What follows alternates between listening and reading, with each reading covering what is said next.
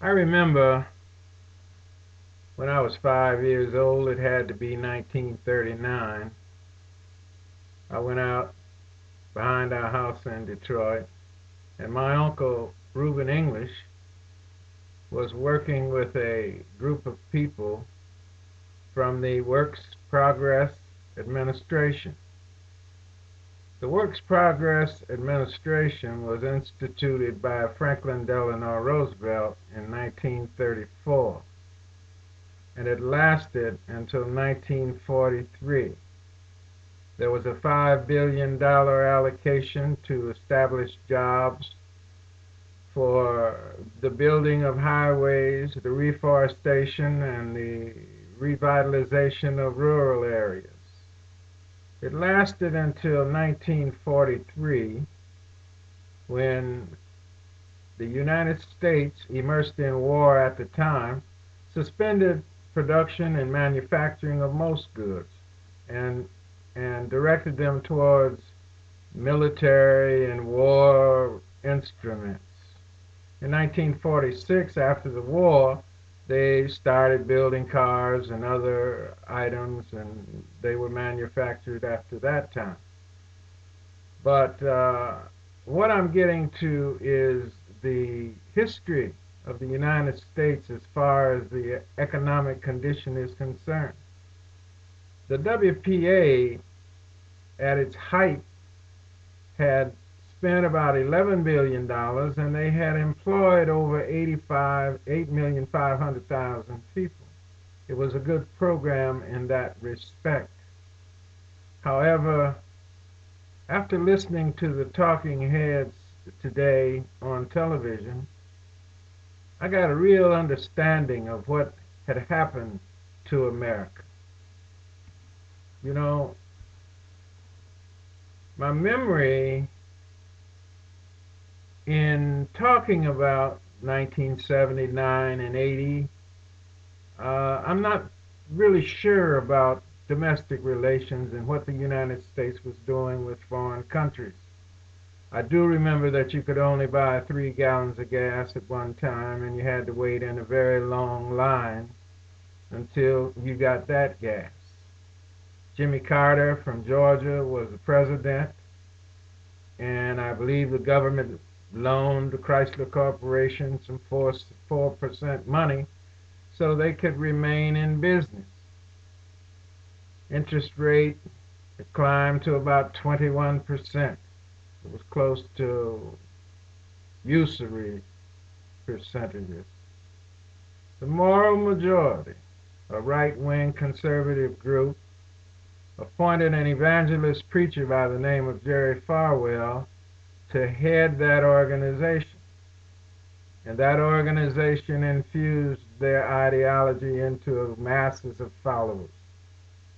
The group banded together and elected individuals with the same outlook on the United States.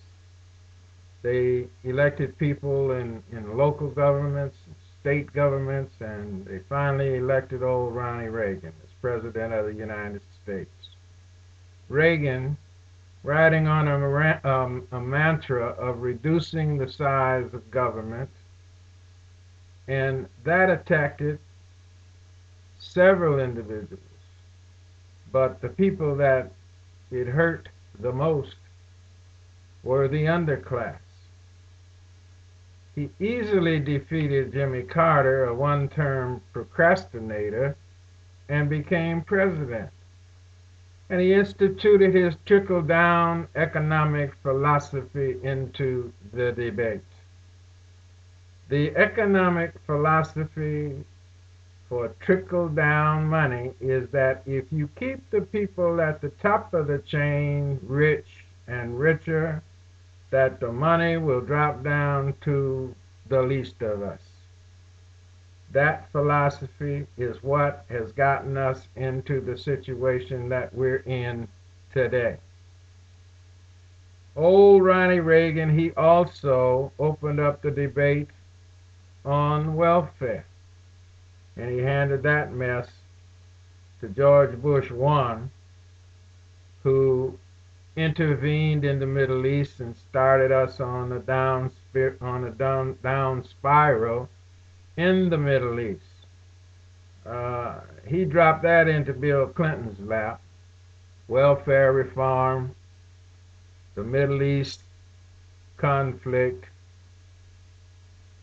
and also a Republican Congress. Clinton, on the backs of the most vulnerable, those on welfare, those with menial jobs, he cut welfare and booked a surplus on their backs. And he also signed a Republican bill, NAFTA, which created the exodus of jobs from this country to China, Japan, and wherever else. The Republican trickle-down mantra has led us into the philosophy that we're in today. And it supports my notion that the United States was looking for slaves. George W. Bush, border control, Mexicans illegally entering the United States has resulted in a humongous immigration problem, leading to the fact that there are too many workers for the slave jobs that are left in this country.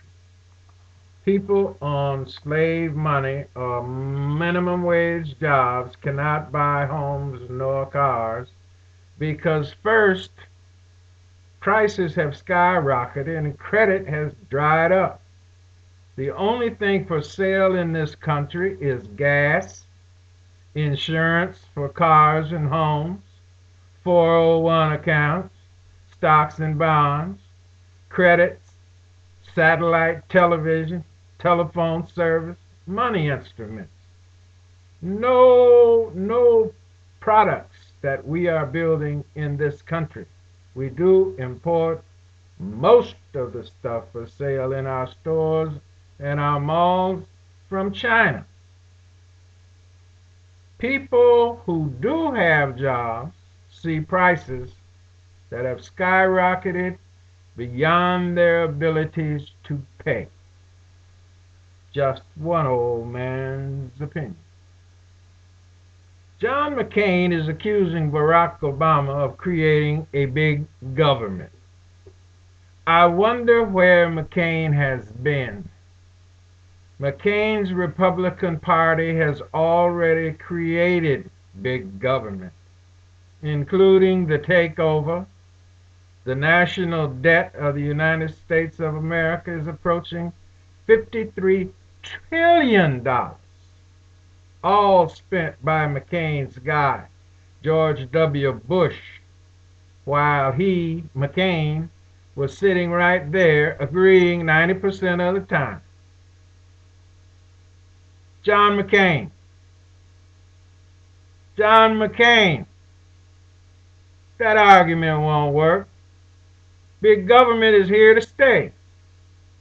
My grandchildren are being saddled with this ungodly debt that you and George Bush, who admitted he wasn't too smart,